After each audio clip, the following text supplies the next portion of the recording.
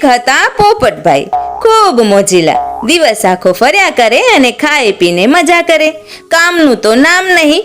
એક દિવસ પોપટભાઈના ઘરે તેમના કાકી આવ્યા. કાકી કહે, પોપટભાઈ પોપટભાઈ, કંઈ કામ કરો છો કે નહીં? પોપટભાઈ કહેવા લાગ્યા, અમે પોપટભાઈ લહેરેલા, વાતે વાતે પોરેલા, આંબા ડાળે ઝૂલનારા, જમરૂક મરચા ખાનારા, પોપટભાઈ લહેરેલા. હવે કાકી તો કઈ બોલાવી ના ચાલ્યા જ ગયા. પછી પોપટભાઈના ફોઈ આવ્યા. એમને પણ એ જ સવાલ કર્યો કે પોપટભાઈ, તમે મોજમાં ને મોજમાં રહો છો, કઈ કામ કરો છો કે નહીં? ત્યારે પોપટભાઈ મોજમાં ને મોજમાં બોલે છે, અમે પોપટભાઈ લહેરેલા, વાતે વાતે પોરેલા, આંબા ડાળે ઝૂલનારા, જમરૂક મરચા ખાનારા, અમે પોપટભાઈ લહેરેલા. પછી તો દાદીમાં આવે કે મોટી બેન આવે, બધાને એક રાગે પોપટભાઈ પોતાનું મોજીલું ગીત સંભળાવવા લાગ્યા. તેમનો આવો મોજીલો સ્વભાવ જોઈને માને ખૂબ ચિંતા થઈ.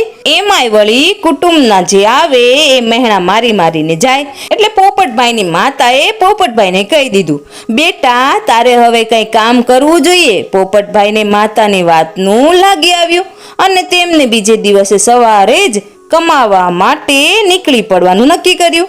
સવાર થતાની સાથે જ પોપટભાઈ તૈયાર થઈ ગયા. તેમને તો માતાના આશીર્વાદ લીધા અને કમાવા માટે નીકળી પડ્યા. ઉડતા ઉડતા ઉડતા ખૂબ દૂર નીકળી ગયા. ત્યાં તો એક મોટું સરોવર આવ્યું. સરોવર કિનારે એક આંબો હતો. તેના ઉપર પોપટભાઈ બેઠા. જ્યારે આંબા ઉપર સરસ મજાની કેરી હતી અને એ કેરી ખાય અને મનમાં વિચાર કરે છે કે કમાવા માટે તો આવ્યો છું, પણ પૈસા કમાવા કેવી રીતે? ત્યાં તો ગાયોનો ગોવાળ નીકળ્યો. ગોવાળને ખૂબ ખૂબ લાગી હતી ભૂખ અને આજુબાજુ જોયું તો આંબાનું ઝાડ દેખ્યું અને ઝાડની ડાળીએ ઝૂલતા પોપટભાઈ પણ દેખાયા. હવે ગોવાળ તો પોપટભાઈને જોઈને બોલે છે, ઓ મોજીલા પોપટભાઈ, આંબે ઝૂલતા પોપટભાઈ, આપો કેરી ભાંગે ભૂખ, ગાય લઈને પામો સુખ. પોપટભાઈએ તો ગાયના ગોવાળને કેરીઓ આપી. કેરી ખાઈને ગાયનો ગોવાળ રાજી રાજી થઈ ગયો અને તેને પોપટભાઈને એક ગાય આપી. થોડી વાર થઈ એટલામાં ત્યાંથી બેસોનો ગોવાળ નીકળ્યો.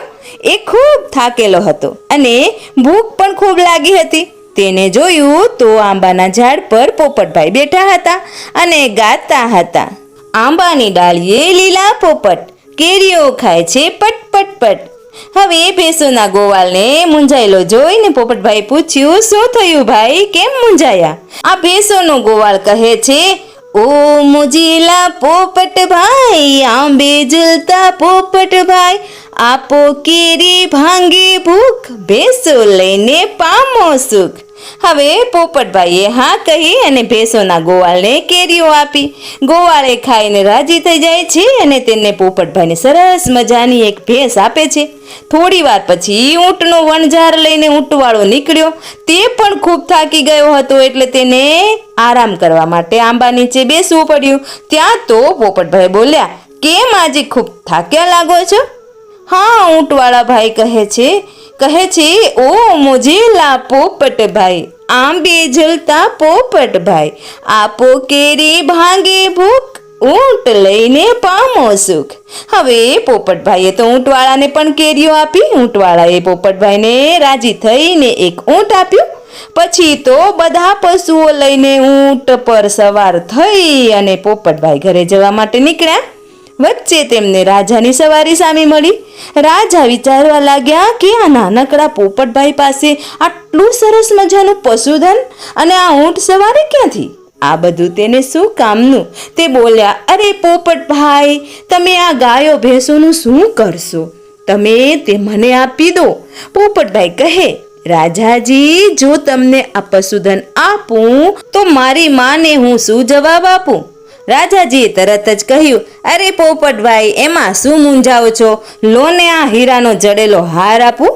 પોપટભાઈએ તો પશુઓ રાજાને આપી દીધા અને રાજાએ તેમને હાર આપ્યો. પોપટભાઈ તો રાજીના રેડ થઈ ગયા અને ઘરે પહોંચ્યા. બારણું ખખડાવ્યું. બારણા ઓગાડોમાં બારણા ઉઘાડો, ઢોલિયા ડળાવો માં ઢોલિયા ડળાવો, શરણાયું વગડાવો શરણાયું વગડાવો, કમાઈને પોપટ આવ્યો છે, હીરા જડિત હાર લાવ્યો છે. પોપટભાઈની માતા તો રાજી રાજી થઈ ગઈ. એને તો તરત જ દોડીને બહારનું ઉઘાડ્યું અને મીઠો આવકાર આપ્યો, સરસ મજાના ઢોલિયા પર બેસાડ્યો અને માં દીકરો રાજી ખુશીથી જીવન જીવવા લાગ્યા. હવે જે પોપટને સગાવાલા મેણા ટોણા મારતા હતા એ પણ પોપટભાઈની પાસે આવીને તેમના વખાણ કરવા લાગ્યા અને મીઠું મીઠું બોલવા લાગ્યા. અને માં એટલી ખુશ થાય છે પોપટના વખાણ સાંભળીને કે વાત ના પૂછો. ખરેખર જીવનની અંદર પણ આવું જ થાય છે. જ્યારે બાળક પોતાનું કંઈ કરતું ના હોય ને તો મા બાપને આવું સાંભળવું પડતું હોય છે. અને જ્યારે બાળક કંઈક કરવા લાગે છે ત્યારે તમામ સગા વાલા ઓળખીતા જાણીતા બધાએ વખાણ કરવા લાગે છે. તો તમે પણ કંઈ સારું કરો તો તમારા પણ વખાણ થશે.